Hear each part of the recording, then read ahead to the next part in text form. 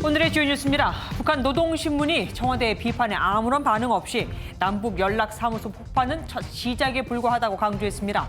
미국에 급파된 이도훈 외교부 한반도 평화교섭본부장은 비건 국무부 부장관을 만나 대북 방안을 논의합니다.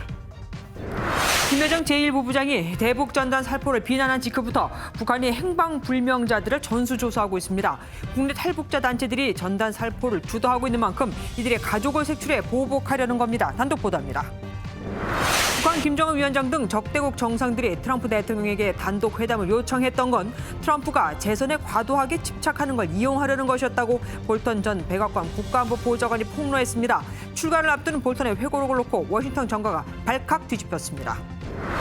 식약처가 메디톡스사의 보톡스 제품인 메디톡신의 허가를 취소한다고 발표했습니다. 약사법을 위반했다는 건데 과도한 조치라는 반발도 나옵니다.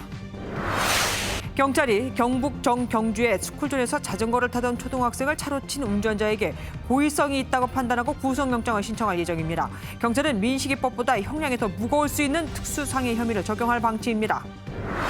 부동산 대책 발표 하루 만에 경기 김포와 충남 천안 등 규제를 비껴간 지역을 중심으로 집값이 들썩이며 벌써부터 풍선 효과가 나타나고 있습니다. 서울 강남 지역은 토지거래 허가 구역으로 묶인 데다가 재건축 2년 실거주 규제까지 겹쳐 뒤숭숭한 분위기입니다.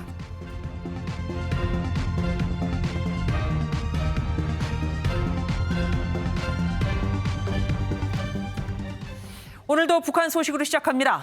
북한이 개성 남북공동연락사무소 폭파는 시작에 불과하다며 추가 조치 가능성을 내비쳤습니다. 특히 군사 행동에 나설 수 있다고도 했는데 어제 청와대가 강도 높은 비판을 한 것에 대해서는 신경을 쓰지 않는다는 듯 별다른 반응을 보이지 않았습니다. 최형규 기자입니다.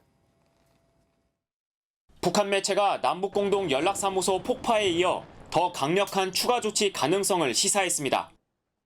노동당 기관지인 노동신문은 남북공동연락사무소 폭파는 첫 시작에 불과하다며 다음 조치는 상상을 훨씬 뛰어넘는 것이 될 수도 있다고 밝혔습니다.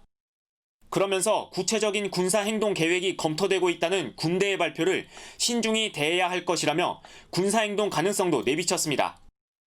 어제 금강산과 개성공단으로의 군대 전개와 비무장지대 초소 진출, 접경지역 군사훈련과 대남전단 살포 등을 예고했는데 이런 조치를 염두에 둔 것으로 풀이됩니다.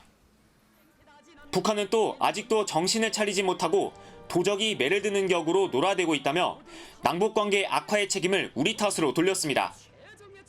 다만 어제 청와대가 북한에 대해 몰상식한 행위라고 강도 높게 비판한 것에 대해선 별다른 반응을 보이지 않았습니다. 우리 측의 반응에 따라서 속도와 폭을 조절하는 차원에서 오늘 하루 정도는 관망하면서 쉬어가는 시간이 아닌가 생각됩니다. 남북 모두 숨고르기 양상을 보였지만 북한이 다음 수순의 도발을 준비할 가능성이 크다는 점에서 긴장감은 계속되고 있습니다. MBN 뉴스 최영규입니다. 북한은 위협만 하는 게 아니라 실제로 최전방에서 전투 태세를 강화하고 있다는 이야기도 들립니다. 비어있던 북한 측 지피에 군인들이 서 있는 게 보인다고 하거든요. 정경두 국방장관은 강력한 대응을 경고했습니다. 파주 통일대교와 연평도에 취재기자 나가 있습니다. 먼저 송기준 기자, 북한이 남북공동연락사무소로 폭파한 지 벌써 이틀이 됐습니다. 접경 지역, 그곳 파주 분위기는 어떻습니까? 고요 속의 긴장감으로 요약할 수 있겠습니다. 제가 있는 파주 통일대교는 육로로 개성공단을 가려면 꼭 거쳐야 해 과거 공단이 운영될 땐 많은 차량이 오고 갔는데요. 현재는 도라산 남북출입국 사무소나 대성동 마을 등으로 향하는 차량이나 군 당국 차량만 목격됩니다. 오두산 통일전망대에서 바라본 북한 개풍군 선전마을도 차분한 분위기입니다.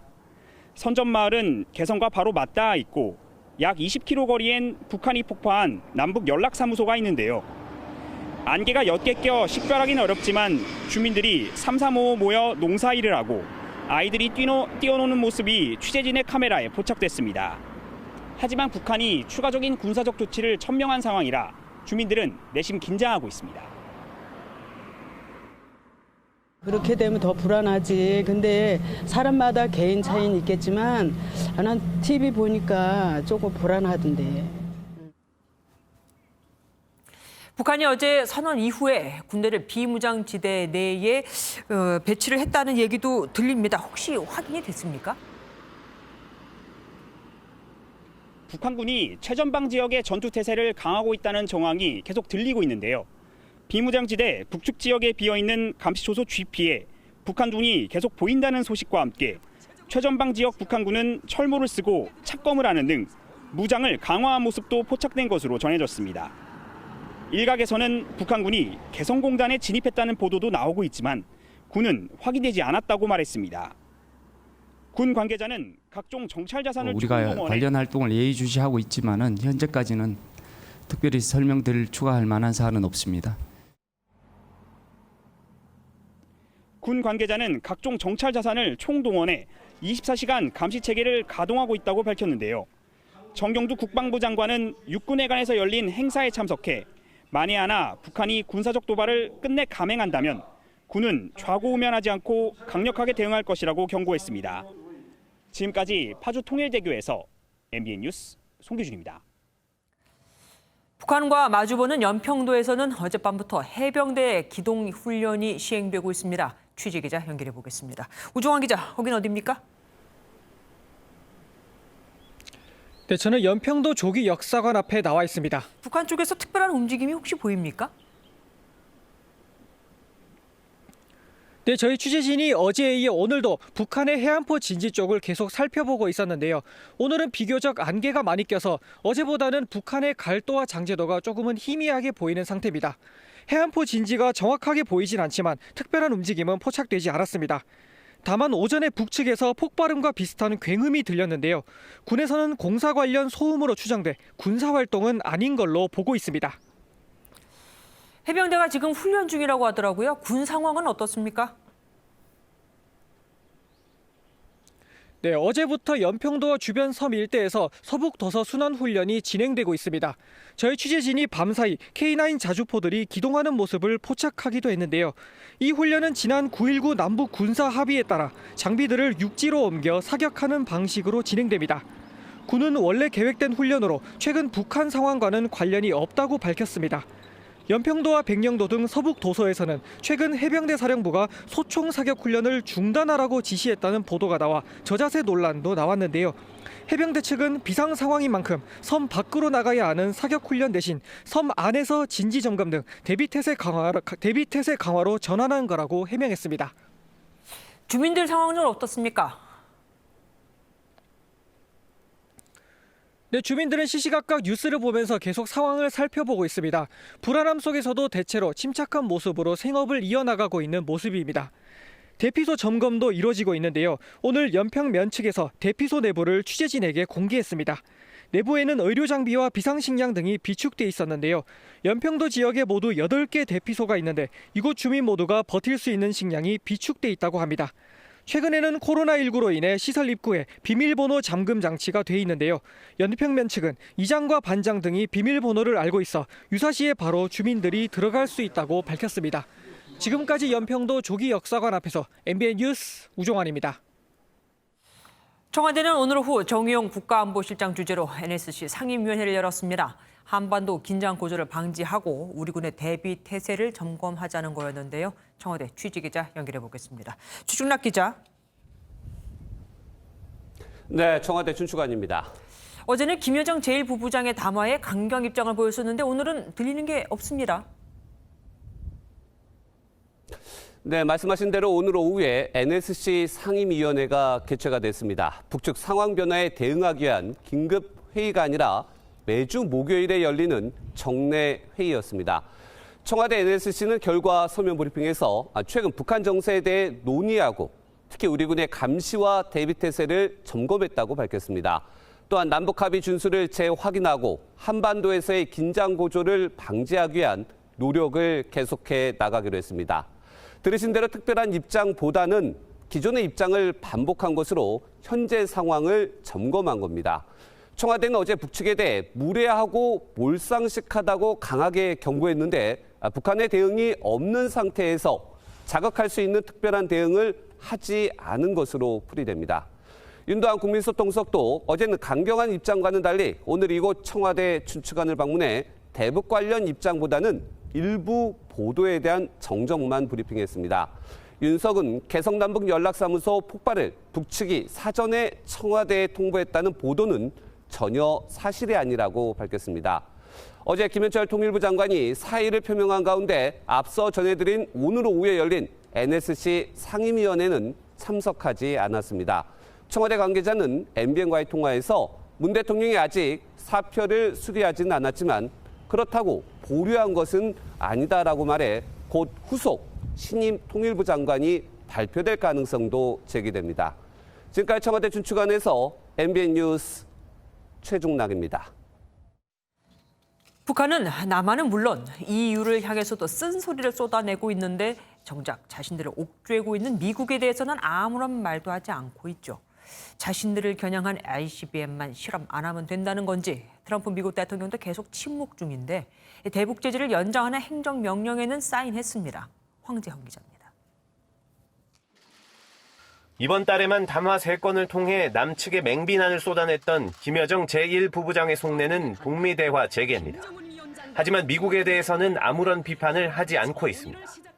도발 자제를 촉구한 유럽연합의 북외무성이 우리가 아니라 최고 존엄을 모독한 남측을 질책해야 한다고 쏘아붙인 것과 대조적입니다. 이 같은 모습은 트럼프 미국 대통령도 마찬가지입니다.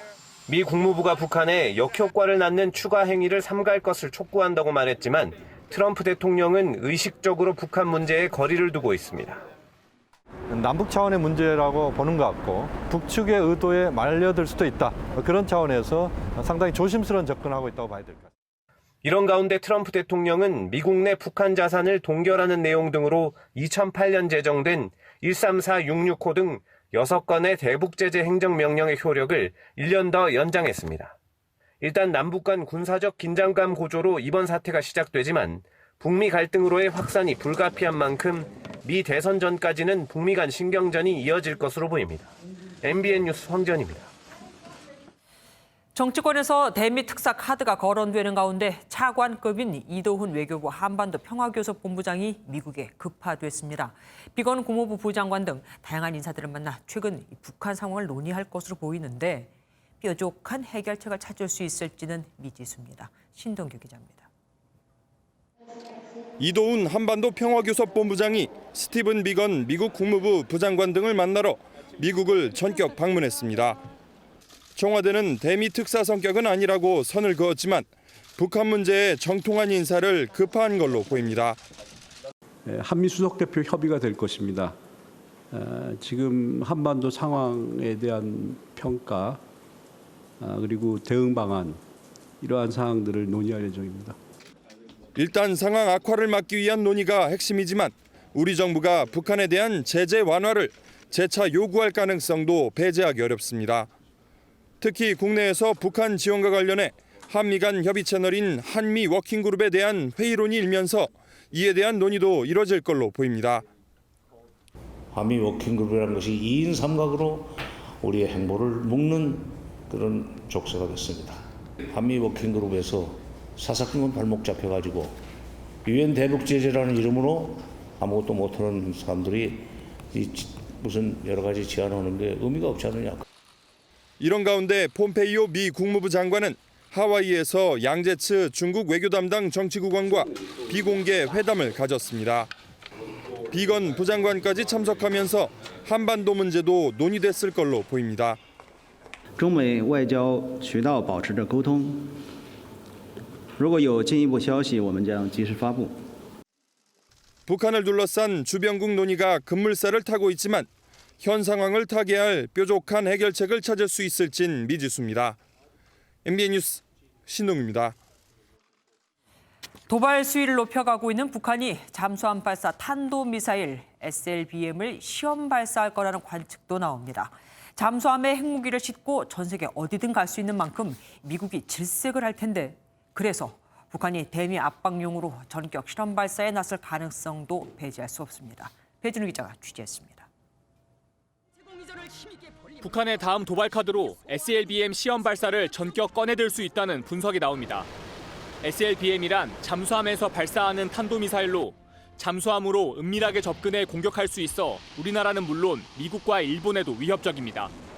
북한은 비대칭 전력으로 20년 넘게 SLBM을 개발해온 것으로 알려졌으며 지난 2016년 수중 발사 시험을 시작으로 지난해 10월엔 원산에서 북극성 3형을 발사했습니다. 최근 북한의 비밀 해군 기지로 지목된 신포항에서 새로운 잠수함이 포착됐고 SLBM 3개를 탑재할 수 있는 3,000톤급 신형 잠수함도 공정이 마무리 단계인 걸로 알려져 있습니다. SLBM은 미국을 겨냥한 전략무기인 만큼 북한이 당장 선택하기 어렵다는 데 무게가 실리지만 트럼프 대통령의 재선 가능성이 불투명해 궁지에 몰린 북한이 대미 압박에 전격 나설 가능성도 제기됩니다. 새로운 잠수함과 이런 새로운 SLBM을 합쳐서 실제 잠수함에서 발사하는 모습을 보여준다고 본다면 이게 어떤 해상의 어떤 날씨가 좋아지는, 그러니까 6월이 들어오는 지금부터 7월까지 가장 적기라고. 북한이 연일 도발 수위를 높이고 있는 가운데 오는 10월 노동당 창건일 75주년이 대미 압박의 분수령이 될 거란 전망이 나옵니다. MBN 뉴스 배준우입니다. 이미 사의를 표명한 김현철 통일부 장관뿐만 아니라 정의용 국가안보실장을 포함한 청와대 외교안보 라인의 전면 교체가 필요하다는 발언이 나오고 있습니다. 하지만 여와 야의 생각은 완전히 반대입니다. 여당은 지금보다 더 적극적으로 대북 정책을 펼칠 사람을, 야당에서는 지금까지의 대북 기조를 바꿀 사람을 찾는 듯하거든요. 서남배 기자가 보도합니다. 청와대 외교안보 라인의 교체론이 여권 곳곳에서 흘러나오고 있습니다. 민홍철 국회 국방위원장은 MBN과 통화에서 교체 필요성을 언급했습니다. 하노이 노딜 이후에 여러 가지 솔직히 속 시원하게 어떤 가시적인 어떤 뭐 하나 이런 게 나오지 않았다 이거죠. 분위기 쇄신 차원에. 김두관 더불어민주당 의원도 가세했습니다. 김 의원은 SNS를 통해 가급적 빨리 대통령의 남북 협력 방침을 뒷받침할 강단 있는 인사를 찾아야 한다면서 청와대 외교안보 라인도 이런 차원에서 다시 점검해야 할 필요가 있다고 말했습니다. 이미 사의를 표명한 김현철 통일부 장관뿐 아니라 정의용 국가안보실장 등 전면적인 교체가 필요하다는 겁니다. 정의당과 국민의당도 보다 적극적인 인사 개편이 이루어져야 한다고 말했습니다. 외교 안보 라인의 쇄실은 김현철 통일부 장관 사이에 그쳐서 될 일이 아닙니다. 외교 안보 라인 책임자들을 전부 제정신 박힌 사람들로 교체해야 합니다. 청와대 관계자는 안보실에 대북 전문가가 없는 건 사실이라며 개편도 필요해 보인다고 짧게 입장을 내놨습니다. 아직까지 민주당 지도부는 외교 안보 라인 교체에 대해 신중한 입장이지만 교체가 필요하단 발언이 하나 둘씩 나오면서 교체로는 더 힘을 얻을 것으로 보입니다. MBN 뉴스 서남미입니다. 북한 노동신문은 남측을 향한 적대 행위 규탄 대회가 북한 전역에서 이어지고 있다고 보도했습니다. 이 같은 전국 단위의 대남 비남전은 당분간 계속될 것으로 보입니다. 이동석 기자입니다. 평양의 한 공장에서 노동자들 30여 명이 탈북자를 비판하는 내용의 현수막을 배경으로 주먹을 쥔 채 모여 있습니다. 속도전 청년 돌격대 제2여단 소속 청년들은 탈북자를 배신자로 규정하며 집단 행동에 나섰습니다. 북한은 제중 조선인 총연합회 성토 모임을 개최하는 등 대북전단 살포 행위에 대한 투쟁을 2주째 이어가고 있습니다. 지난 7일 개성에서 시작된 반공화국 적대행위 규탄대회가 북한 전역으로 확산하고 있는 겁니다. 모자란 인간 식물들과 괴뢰 역적 배당들을 사정 볼 것 없이 모조리 죽탕 쳐버려야 한다고 의격하고 있다. 특히 노동신문은 제중 조선경제인연합회 담화문을 소개하며 치가 떨려 참을 수 없으며 심장의 피를 끓이고 있다고 전했습니다.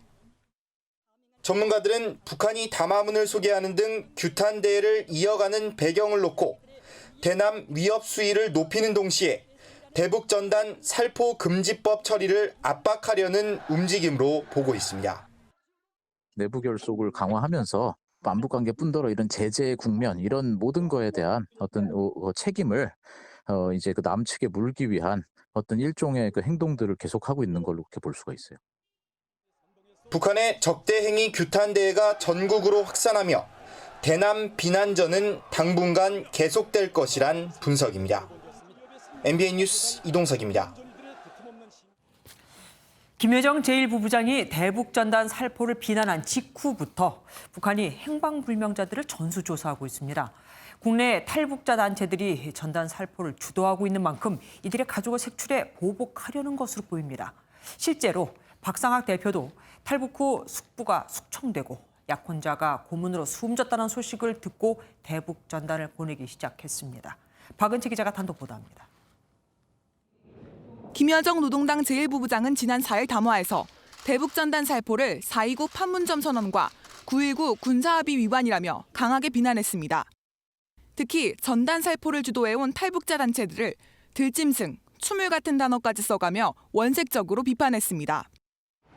이런 분위기 속에 북한 당국이 지난주부터 탈북자 가족 색출을 위해 행방불명자들에 대한 전수조사에 들어간 것으로 전해졌습니다. 이번 탈북자 문제가 이렇게 부각되고 하니까 역시 김여정이 지시하면서 전국적으로 지금 탈북자 재조사한다고 해요. 실제로는 북한에선 인신매매 등으로 행적이 묘연하거나 식량 확보 등을 위해 북한을 떠나는 사람이 많아 행방불명 관련 통계가 부실합니다. 뭐 식량 구입하러 간다느니 아니면 인신매매 등식으로 중국에 이제 팔려간 음식도 많았기 때문에 특히 최근 한국에서 탈북자 출신 국회의원까지 나온 점도 북한 정권의 불안감을 키우고 있습니다. 탈북자 국회의원 2사람이 야당에 입성을 했습니다. 이런 부분들이 저는 상당히 북한으로서는 상당히 불안한. 이런 북한 내부의 움직임에 북에 가족을 두고 온 탈북민들의 동요도 커지고 있습니다. MBN 뉴스 박은채입니다. 북한 외교관 출신인 태영호 미래통합당 의원은 김여정 노동당 제1부부장의 과격한 발언 뒤에는 이른바 독설 준비팀이 존재한다고 밝혔습니다. 자신 역시 펜으로 적의 심장을 찌르는 방식의 글쓰기 방법을 배웠다고 설명했습니다. 전정인 기자입니다. 문재인 대통령을 향해 철면피, 역스럽다는 독설을 쏟아낸 김여정 노동당 제1부부장. 주영 북한공사로 근무했던 태영호 미래통합당 의원은 김여정의 발언 뒤에는 이른바 독설 준비팀이 있다고 밝혔습니다. 외무성 등 부처별로 전문적으로 글쓰는 집단이 있는데 평소 온갖 거친 표현을 준비해뒀다가 가장 적합한 표현을 골라 사용한다는 겁니다. 적을 공격할 때는 그런 글을 쓸 때는 원수의 심장으로 펜을 찌른다. 이런 심정으로 이제 글을 써야 된다. 이렇게 글쓰기 훈련을 계속 시키는 거죠. 김정은이 아닌 김여정이 전면에 나서는 것에 대해선 김여정을 2인자로 빠르게 각인시키기 위한 것이라고 분석했습니다. 또 김정은의 건강 이상 여부를 확인할 수는 없지만 이제 30대인 김정은이 왜 후계 구도를 서두르는지는 의심해봐야 한다고 지적했습니다. 만약 내가 없다면 그러면 어떻게 될까 북한은. 그렇기 때문에 제2의 지도 구조를 만들어야 됐다. 이건 김정은이가 이렇게 생각하지 않았겠냐. 저는 이렇게 생각하고 있고. 태 의원은 북한이 바라는 것은 결국 경제적 지원이라며 이를 받아낼 때까지 도발 수위를 끌어올릴 것이라고 내다봤습니다. MBN 뉴스 전정인입니다. 북한이 군대를 주둔시키겠다고 공언한 개성공단에 이미 북한군 일부가 들어간 것으로 알려지면서 입주 기업들의 불안감이 커지고 있습니다. 실제로 북한이 시설을 철거한다면 우리 기업들은 재산을 지키고 피해를 보상받을 수 있을까요? 우선은 오토 원비어 부모식 배상 얘기도 나옵니다. 이상주 기자가 알아봤습니다. 군 주둔설까지 돌고 있는 개성공단과 금강산 관광지구에는 우리 기업의 자산이 1조 원 넘게 남아 있습니다. 북한이 군부대 배치 등을 이유로 이 시설을 철거한다면 명백한 재산권 침해인 셈입니다. 실제로 6.15 합의서에도 위반됩니다. 2000년 6.15 남북 공동선언의 후속 조치로 체결한 투자 보장에 관한 합의서에는 남과 북이 상대방 투자자의 투자 자산을 보호한다는 내용이 담겨 있습니다. 하지만 북한이 합의서를 이행할 가능성이 낮은 만큼 정치권에서는 북한이 우리 재산을 고의로 파괴했을 땐 시효 없이 징벌적 손해배상을 하는 내용의 배상법을 준비 중입니다.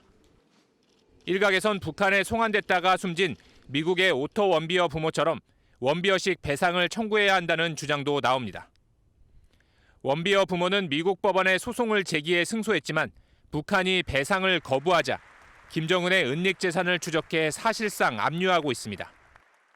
이론적으로는 국내 법원에 소송을 제기할 수 있을 것으로 보이는데 북한의 자산을 확보해 강제 집행하는 것이 개성공단 입주 기업들은 아직 피해가 현실화하지 않았고 엄밀히 말해 애초에 공단을 폐쇄한 건 우리 정부라며 북한이 행동에 나선 후 최종 결정하겠다는 입장입니다.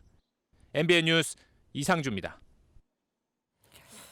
출간을 앞두고 있는 존 볼턴 전 백악관 국가안보보좌관의 회고록 내용이 일부 공개됐습니다. 중국 시진핑 주석도, 러시아 푸틴 대통령도, 심지어 북한 김정은 위원장도 트럼프 대통령과 단독 회담을 원했던 건 트럼프를 이용하기 위해서 쉽게 말해 만만해서였다는 게 이 볼턴의 설명입니다.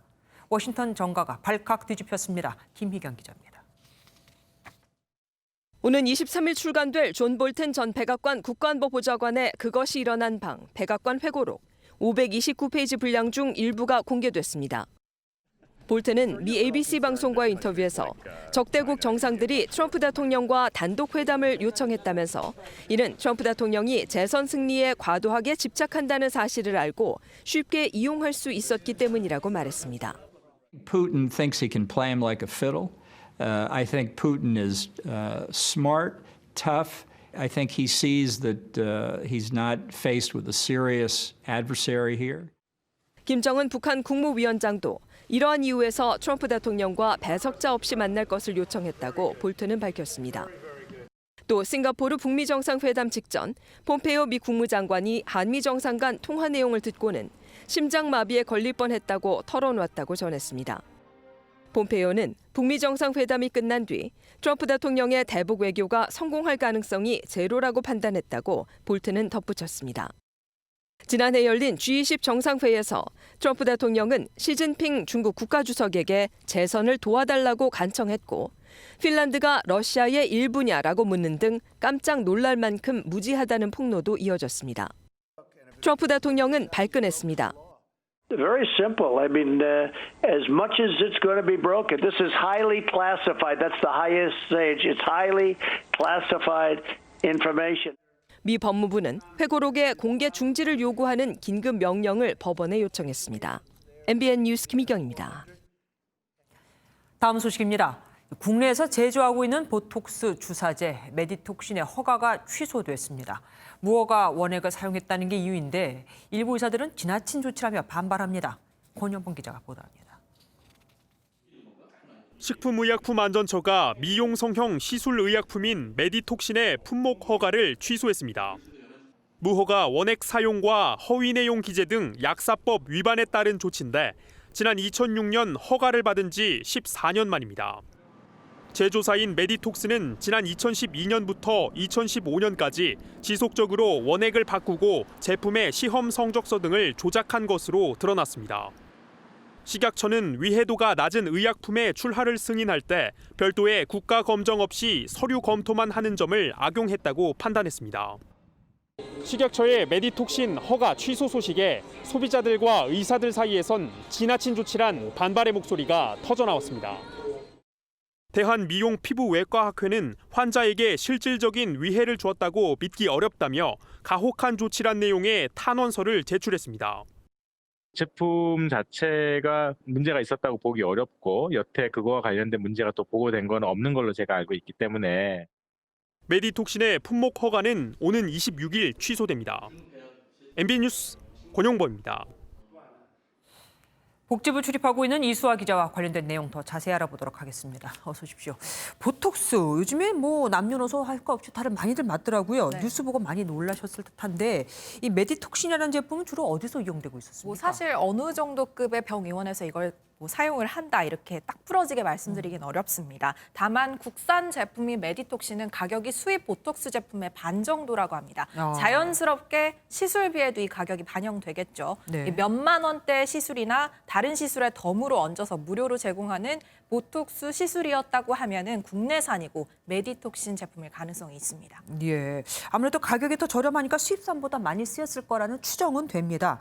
그런데 저 궁금한 게 의사들이 식약처 조치에 반발하고 비판하고 있습니다. 문제가 있다면 의사들이 오히려 동조해야 되는 거 아닙니까? 네, 앞선 리포트에서도 보셨겠지만 안전성에는 문제가 없다는 것이 다수 전문가들의 의견입니다. 또 식약처에도 이 부분 관련 문의를 했는데 이 안전성과 주름 개선 효능에는 특별한 문제를 발견하지 못했다는 것이 공식 입장이었습니다. 쉽게 정리해드리자면 이 메디톡신 제품에 쓰인 원액을 처음에 식약처 허가를 받을 때 신고한 제품이 아닌 다른 원액으로 바꿔치기 했고 그 변경 사실을 식약처에 알리지 않고 원액, 제품, 시형 성적서 등 제출 서류를 계속 조작해서 은폐했다는 겁니다. 네. 제품 자체의 문제라기보단 서류 조작이 문제였다고 보시면 쉬울 듯합니다. 아니 그렇다면 물론 다행이긴 한데 원액을 바꾼다 해도 효능이나 안전성에 문제가 없다면은 그냥 원액을 변경했다고 식약처에 신고하면 되는 거 아닙니까? 왜 안 해서 이런 일을 생기게 하는 거죠? 네, 일단 메디토스 측은 공시를 통해서 무허가 원액을 사용한 데 대해서는 인정을 했습니다. 네. 더 자세한 상황을 알아보기 위해서 계속 연락을 시도했지만 닿지 않았는데요.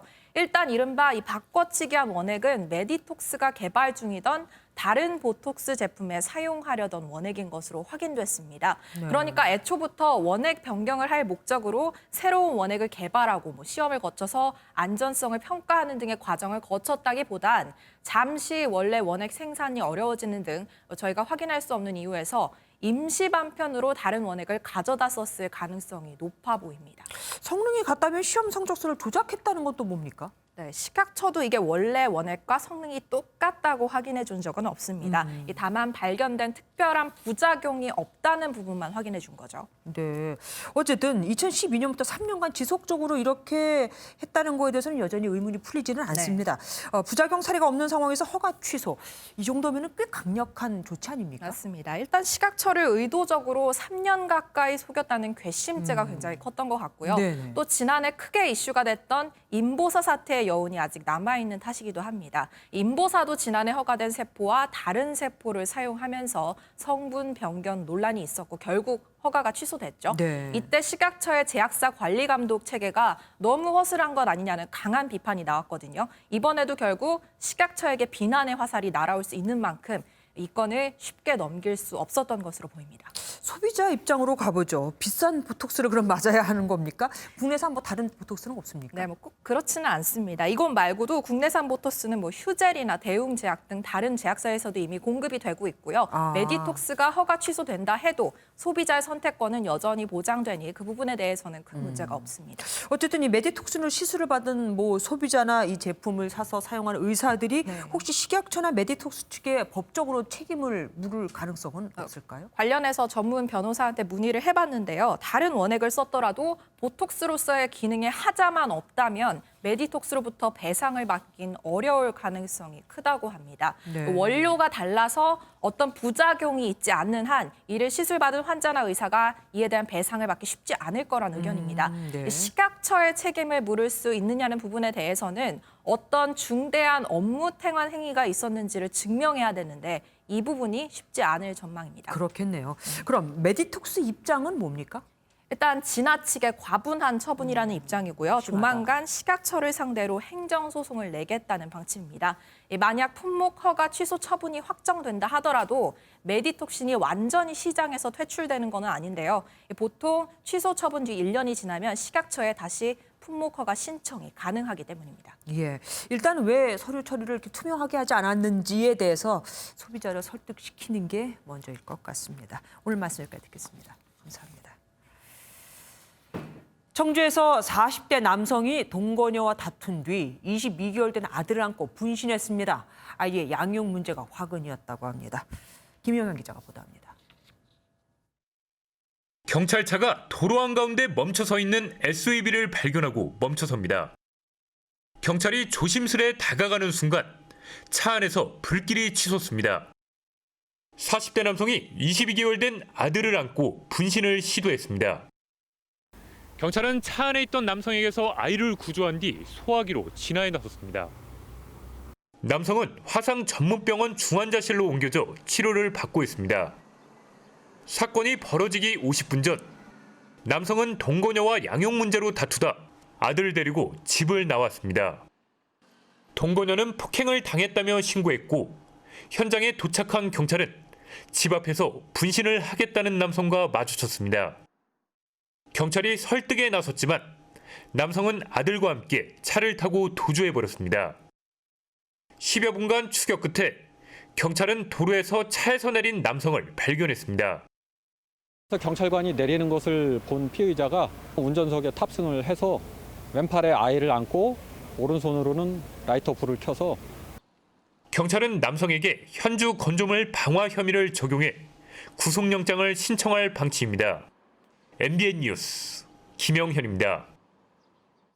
이런 일도 있었습니다. 30대 남성이 여자친구 집에 찾아가 흉기를 휘둘러 여성의 아버지가 숨진 겁니다. 여성 부모가 결혼을 반대하자 이에 격분해 범행을 저질렀다고 합니다. 강세훈 기자입니다. 한밤중에 검은색 차량이 한 마을로 들어옵니다. 그리고 20분 뒤 경찰과 구급차가 잇따라 도착해 급히 환자를 이송합니다. 한적한 시골 마을에서 살인 사건이 벌어졌습니다. 사건이 발생한 곳입니다. 30대 남성이 이곳 여자친구 집에 찾아와 여자친구 부모에게 흉기를 휘둘렀습니다. 흉기에 찔린 여성 아버지는 숨졌고 어머니와 여성도 어깨와 머리 등을 다쳐 병원으로 옮겨졌습니다. 창문을 깨고 들어갔대요. 문을 안 열어주니까. 남성은 여성 부모가 결혼을 반대하자 이 같은 범행을 저지른 것으로 전해졌습니다. 남성은 범행 직후 자해를 시도했지만 생명에는 지장이 없는 것으로 알려졌습니다.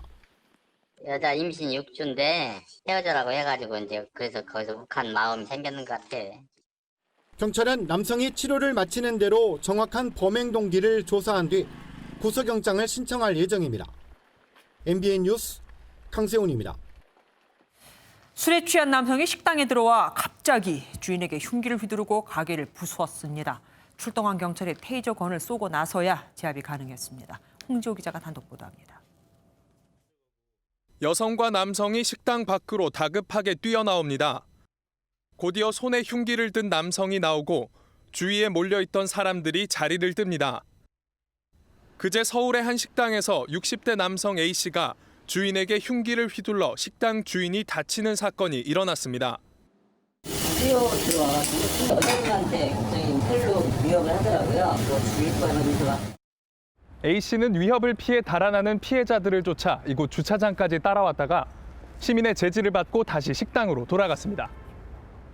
식당으로 돌아간 A씨는 문과 창문을 깨기 시작했는데 현장에 출동한 경찰이 테이저건을 사용해 붙잡아야 했습니다. A씨는 피해자와 평소 알고 지내던 사이로 알려졌는데 범행 당시 술을 마신 상태였습니다. 강력범죄와 폭력범죄의 3건 중 1건 정도가 피의자가 술에 취한 상태에서 일어날 정도로 주치범죄는 심각한 수준입니다. 충동성이 증가할 정도로 술을 먹으면 자기 절제가 안 되니까 그래서 주치폭력으로 이어지는 거죠. 심신미약을 과하게 인정해주는 관행은 피해야 한다.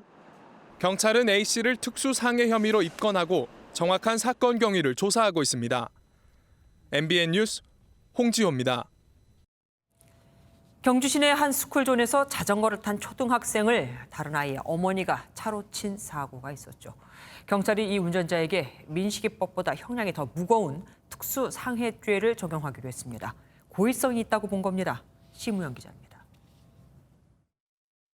SUV 차량이 주차장을 빠르게 달리면서 자전거를 탄 아이를 따라갑니다. 행인이 깜짝 놀라 멈추는데 차에 쫓기는 아이는 한 명이 아닌 2명입니다. 또 다른 CCTV에는 차량이 아이를 바짝 추격하고 또 다른 아이는 앞서 차를 피해 달아납니다. 아이 한 명을 놓친 운전자는 뒤처진 아이를 쫓아가 결국 들이받습니다. 자신의 5살 딸과 다툰 초등학생을 차로 200m가량 따라가 사고를 낸 것입니다.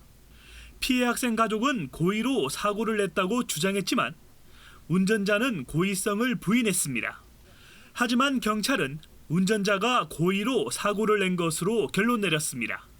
국가수 감정 결과는 고의 가능성이 있는 것으로 나와 있습니다. 예. 특수 상해로 아마 처벌을 받을 것 같습니다. 어린이 상해 사고 시 민식이법은 500만 원에서 3천만 원의 벌금형이 대부분이지만 특수상해죄는 벌금형 없이 1년에서 10년 이하의 징역형에 처해집니다. 경찰은 운전자에 대해 구속영장을 신청할 방침입니다. MBN 뉴스 심호영입니다. 민원인을 상대하는 공무원들이 연일 폭행을 당하고 있습니다.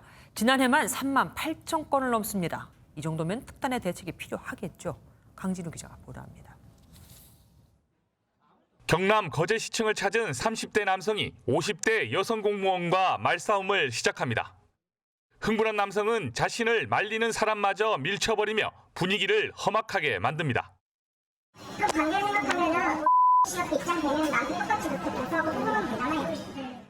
소송 운운하던 이 남성은 말이 끝나기 무섭게 가만히 서 있던 여성 공무원의 뺨을 때립니다.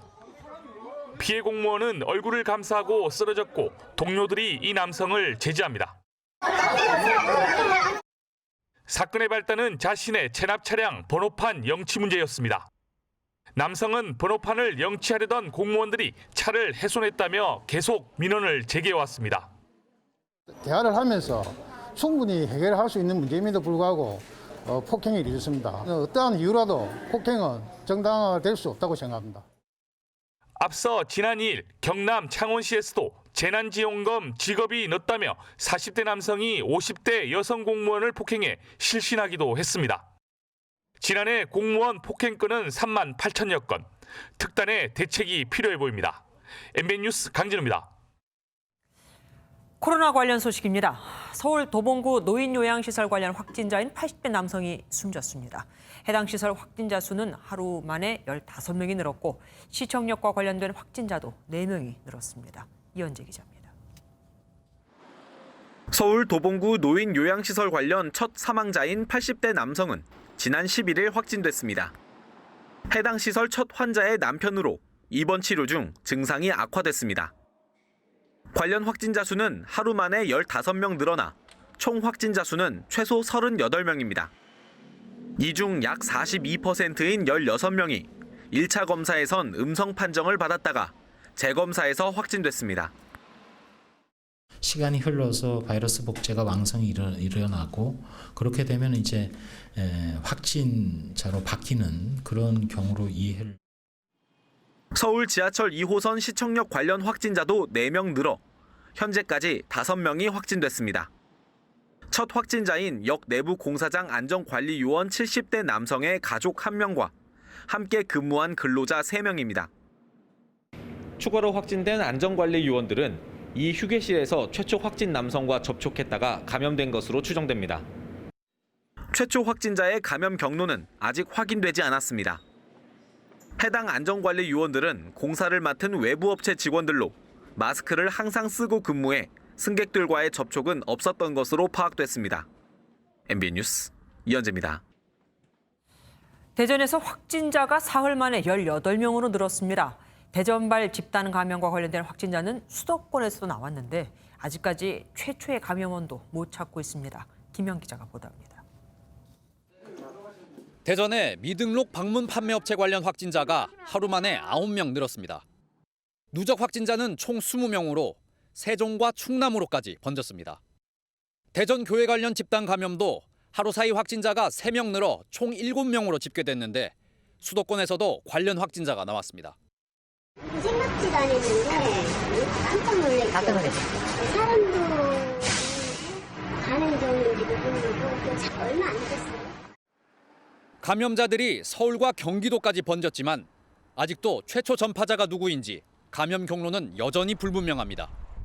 깜깜이 감염이 확산하면서 방역당국도 별도 역학조사팀을 급파하는 등 긴장하고 있습니다. 지역사회에 상당히 있을 가능성, 그렇게 된다면 수도권과 그 이동이 활발한 타 지역으로도 충분히 전파될 수 있지 않을까 하는 그런 깊은 우려를 사실은 가지고 있는 상황입니다. 대전시는 2주 동안 시내 방문 판매 업체들의 집합 금지 조치를 내리고 확진자 가운데 3명이 신천지 신도 명단에 올라 있어 조사를 이어갈 방침입니다. MBN 뉴스 김현입니다. 지난해 여름 부산 해운대 해수욕장입니다. 하지만 코로나로 인해 올해는 풍경이 좀 달라질 듯합니다. 우선 크기가 2m인 파라솔길이 간격을 또 2m씩 둡니다. 가로 세로 4m짜리 가상의 구획을 나누고 그 가운데 파라솔을 꽂는다고 보면 되죠. 그리고 이 파라솔 한 개당 5명까지만 들어갈 수 있습니다. 지난해 해운대에만 4,200개가 설치됐던 파라솔이 이렇게 하면 올해는 1,800개로 제한됩니다. 전국 어느 해수욕장에 사람이 많은지도 미리 살펴볼 수 있습니다. 해양수산부가 다음 달부터 부산, 해운대 등 전국 10개 대형 해수욕장에 혼잡도를 표시하는 실시간 신호등 서비스를 시작하거든요. 빨간불이면 적정 인원의 2배 이상 몰렸다는 뜻입니다. 이 신호등은 바다여행 사이트는 물론 네이버나 다음 같은 주요 포털에서도 실시간 확인할 수 있습니다. 전라남도에서는 아예 해수욕장 예약제를 시범 운영합니다. 7월 1일부터 사전 예약제가 적용되는 해수욕장을 이용하려면 미리 바다여행 사이트나 각 시군 홈페이지에 들어가서 예약을 해야 합니다. 코로나가 우리 피서 모습까지 이렇게 바꾸고 있습니다. 본격적인 휴가철 전인데도 제주도는 이미 관광객들로 만원을 이루고 있죠. 기자가 주요 관광지를 둘러보니 코로나 불감증은 만연했습니다. 강영호 기자가 현장 취재했습니다. 오늘 0시 기준 제주도의 코로나19 누계 확진자는 모두 16명입니다. 17개 광역지자체 중 가장 적은 숫자인데 제주도는 과연 코로나로부터 안전한 것일까요? 주요 관광지의 방역 실태를 한번 짚어보겠습니다. 현지인과 관광객들로 붐비는 전통 5일장입니다. 마스크를 착용하지 않은 손님이 여럿 보이고 얼굴을 맞댄 채 흥정을 할 때도 마스크는 보이지 않습니다. 구석에 놓인 손 세정제만이 유일한 방역 물품입니다. 특별히 발열 체크하고 그런 건 없습니다. 그냥 혹시 여기 발병했다 그러면 수목원과 동굴이 자리한 생태공원도 상황은 마찬가지입니다. 발열 체크 등 사전 검사 없이 출입이 가능하고 어린아이를 비롯한 관람객 다수가 마스크를 쓰지 않았습니다. 박물관엔 방역 담당 직원이 있지만 마스크를 쓰지 않아도 아무런 제지를 하지 않습니다. 손님들로 붐비는 내부 카페에서 거리 두기는 찾아볼 수 없습니다. 제주도는 주요 관광지에 방역 책임관을 배치해 관리 감독을 해왔지만 최근 긴장감이 떨어진 부분이 있다고 인정합니다. 어느 순해진 감이 있긴 있었어서 해수욕장 1월에서 개장이 되잖아요. 걔를 한 번 더 돌면서 더 이렇게 해주십사고 또 전체 업체를 돌아야죠. 여름 성수기 때 수십만 명의 관광객이 제주도를 찾을 것으로 예상되는 가운데 제주발 집단 감염 우려가 커지고 있습니다. MBN 뉴스 강용호입니다. 얼마 전 더운 날씨에 방호복을 입고 근무하던 직원이 쓰러진 일도 있었는데 방호복을 입을 필요 없이 의심 환자를 진단할 수 있다면 어떨까요? 심지어 에어컨도 빵빵하게 나오는 곳에서요. 이런 선별 진료소가 광주에서 첫 선을 보였습니다. 정치훈 기자가 취재했습니다. 코로나19 의심 환자가 몰려드는 수도권의 한 선별 진료소입니다. 바람도 통하지 않은 레벨 D 수준의 방호복을 입고 있자니 2시간 근무조차 버겁습니다. 있는데도 계속 땀 흘러. 빨간 컨테이너 박스 형태의 이 선별 진료소는 사정이 다릅니다. 먼저 입구에서 자동으로 의심 환자의 체온을 측정합니다.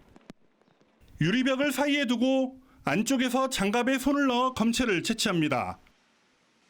검체 역시 외부 노출 없이 전달되고 이후에는 소독도 자동으로 이루어집니다. 검체가 채취되는 공간은 외부와 완벽하게 차단되도록 음압시설이 가동됩니다. 마스크와 방호복을 입지 않아도 감염 걱정이 없습니다. 이제 여름엔 이제 에어컨도 설치가 되어 있어가지고 시원하고 CCTV랑 창문으로 바깥도 잘 보여가지고 안에서는 좀 편안하게 있다가 지자체와 중소기업의 작은 아이디어가 무더위 코로나19와 싸우는 의료진에게 힘이 되고 있습니다. MBN 뉴스 정춘우입니다. 브라질 내 코로나19 신규 확진자가 이틀 연속 3만 명을 넘기면서 이제 누적 확진자가 100만 명에 육박하고 있습니다. 여기에 치안까지 혼란스럽다 보니 그 틈을 타 코로나를 교묘히 이용하는 범죄까지 잇따르고 있습니다. 박통일 기자가 보도합니다. 지난 15일 새벽 브라질 고이아스주의 한 고속도로. 경찰이 한 차량을 검문 중입니다.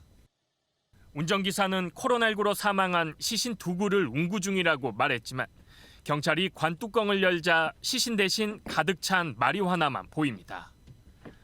관 2개에 담긴 마리화나 무게만 300kg. 경찰은 운전기사가 시신 관련 서류를 제시하지 못하자 이를 수상히 여겨 수색에 나섰고 결국 마리화나 불법 유통을 적발했습니다. 지난달 27일에는 파라과이로부터 밀반입되던 하이드록시클로로킨 3,600정이 적발되기도 했습니다. 말라리아 치료제 유사약물인 하이드록시클로로킨이 코로나19 치료제로 사용되면서 가격이 급등한 것을 노린 범죄입니다. 하루 사이 브라질의 신규 확진자는 3만 2천여 명으로 이틀 연속 3만 명을 넘겼습니다.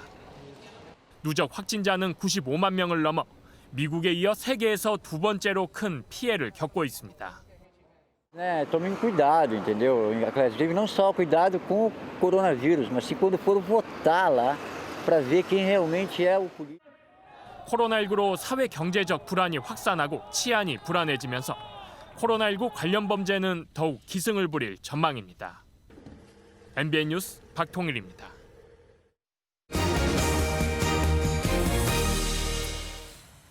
어제 정부가 발표한 6.17 부동산 대책. 아직 잉크도 안 말랐는데 경기 김포와 충남 천안 등 규제를 피해간 지역의 부동산 시장이 벌써부터 들썩거리고 있습니다. 가격 상승 기대감에 집주인들이 매물을 거두니 호가가 수천만 원씩 올라갑니다. 정준 기자가 보도합니다. 경기 김포시의 이 신축 아파트는 지난 16일 5억 4,500만 원에 팔렸습니다. 현재 호가는 6억 원. 이틀 만에 5천만 원 넘게 뛰었습니다. 6.17 대책 발표와 동시에 호가가 급등했고 부동산에 아파트를 사고 싶다는 전화가 쏟아지고 있습니다. 가격들은 많이 올리기는 해요. 호가는 한 5천 원에서 1억 정도는. 6.17 대책에서 수도권 대부분이 규제 지역으로 묶였지만 접경 지역인 이곳 김포는 빠졌습니다. 규제 청정 지역이란 평가마저 나옵니다. 앞서 지난 2월 정부가 경기 수원 등 수도권 5개 지역을 규제 지역으로 묶자 바로 옆 안산 단원구 아파트 값은 석 달 만에 7% 넘게 뛰었습니다. 이번에도 규제를 피한 경기 김포와 파주, 충남 천안과 아산에 투자 수요가 몰리는 풍선 효과가 나타나고 있습니다. 정부가 이렇게 풍선 효과가 나타나면 추가 대책을 또 내놓을 가능성도 있어요. 두더지 잡기 규제로 시장의 내성이 커질 대로 커져 집값을 둘러싼 정부의 고민이 깊어지고 있습니다. MBN 뉴스 정주영입니다. 서울 강남구 대치와 삼성동, 송파구 잠실 일대에선 전세를 끼고 집을 사는 게 이제 아예 금지됐죠. 이 지역에선 반대로 호가를 낮춘 급매물들이 쏟아지고 있습니다. 이기종 기자입니다. 스포츠 전시 산업단지 개발 사업 기대로 최근 한 달 사이 3억 원 가까이 오른 서울 잠실 주공 5단지. 인근 부동산에는 문의 전화가 쏟아졌습니다. 토지거래 허가구역에 포함돼 실거주할 집이 아니면 매매가 금지되기 때문입니다. 규제가 시작되는 23일 이전에 거래를 마치려고 서두르는 이들도 있습니다. 요새 지금 급매 하나씩 나와요, 지금. 찾는 사람이 있어요. 오늘 뭐 몇 개 있어요. 반면 토지거래 허가구역 지정을 피한 바로 옆 아파트는 호가가 수천만 원 올랐습니다. 잠실동이 포함이 되고요. 홍천동은 포함이 안 되게 돼 있어요. 오늘 하루 사이에 지금 한 3천에서 5천 정도 오르는 분위기거든요.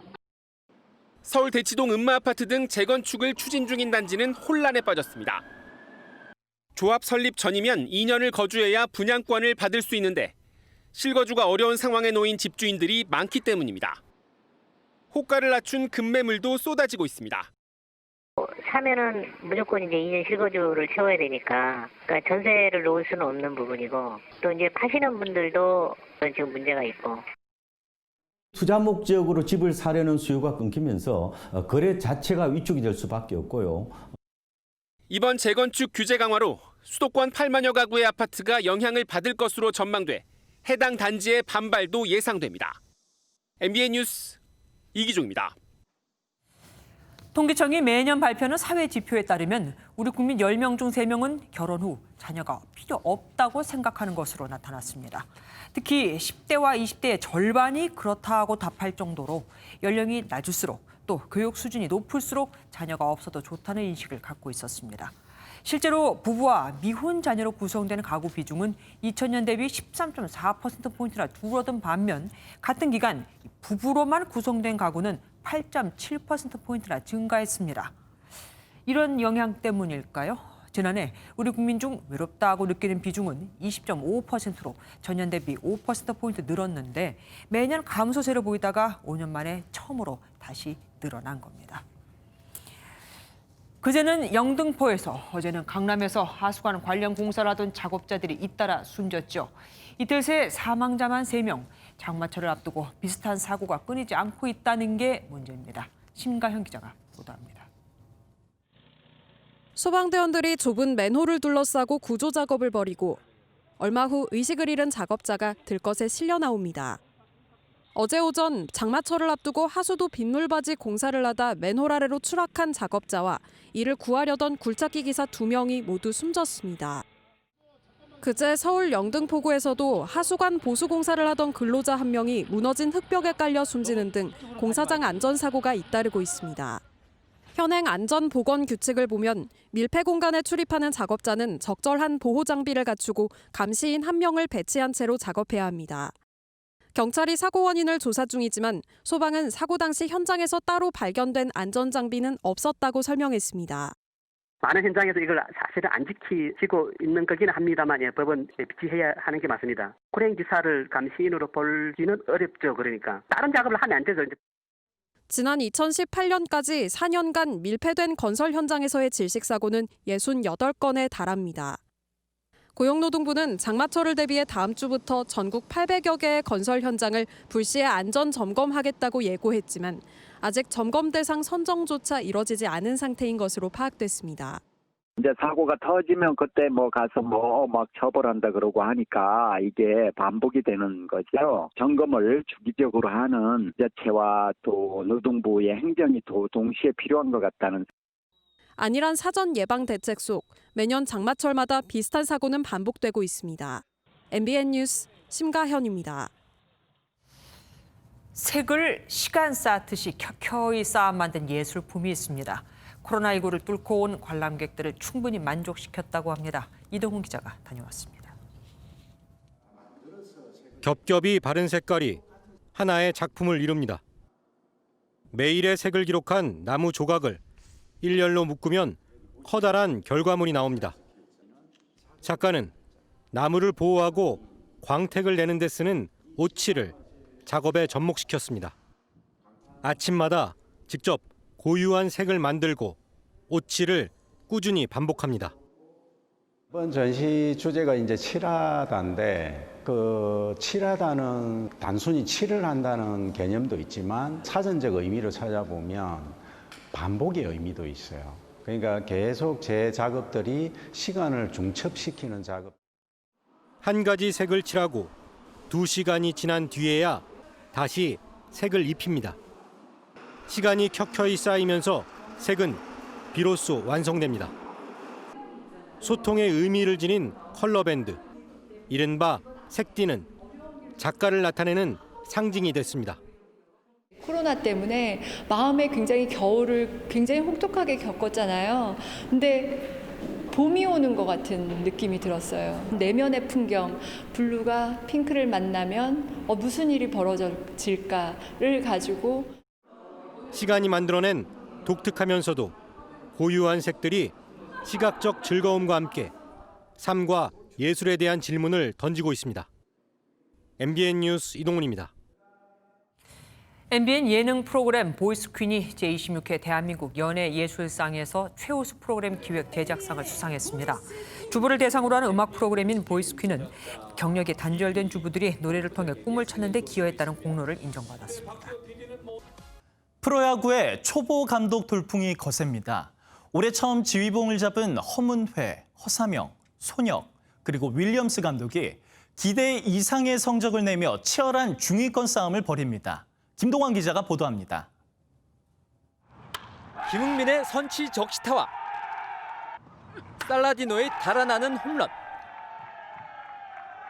그리고 오승환의 마무리. 짜임새 있는 야구로 강호 두산을 연파한 삼성은 승률 5할을 기록하며 본격 중위권 싸움에 뛰어들었습니다. 꼴찌 후보였던 삼성의 대반전 뒤에는 올해 데뷔한 허삼영 감독의 컴퓨터 리더십이 있습니다. 짧은 선수 경력에 전력 분석원 출신인 허 감독은 이름값 대신 데이터와 성적으로 선수를 기용해 전혀 다른 팀을 만들었습니다. 실력 위주 구성하는 게 제일 맞다고 생각하고 있고요. 가장 좋은 컨디션, 가장 절실함을 갖고 있는 선수가 시합을 해야. 삼성의 반경기차 앞서 있는 롯데는 지난해 꼴찌였던 팀. 선수 사이에 덕망 높은 허문회 감독이 취임해 팀 분위기를 완전히 바꿔놨습니다. 제가 색깔이 있는 게 아니고 저는 선수들이 색깔이 있어야 된다 생각하거든요. 제가 그 색깔을 또 보고 맞춰야 된다는 생각. 롯데의 근소하게 앞선 공동 4위 키움과 기아도 새 감독을 영입한 팀들입니다. 송 감독은 탈권위 리더십으로 어수선하던 팀을 안정시켰고 메이저리그 출신의 윌리엄스 감독은 풍부한 식견으로 선수들의 잠재력을 끄집어냈습니다. 첫 해부터 원숙한 지휘력을 발휘하는 네 감독의 지략 대결로 중위권 싸움이 더 재미있어졌습니다. MBN 뉴스 김동환입니다. MBN 뉴스 선정한 위원장의 사진입니다. 혹시 마스크 버리는 법 아십니까? 마스크는 재활용이 아닌 일반 쓰레기로 가장자리를 잡고 반으로 2번 접은 뒤에 돌돌 말아서 끈으로 묶어서 버려야 합니다. 안 그럼 또 다른 감염의 매개체가 될 수 있기 때문이죠. 코로나 반년, 우리가 버린 마스크 쓰레기는 이제 깊은 바닷속에서까지 발견이 되고 있습니다. MBN 종합뉴스 여기서 마치겠습니다. 함께해 주신 여러분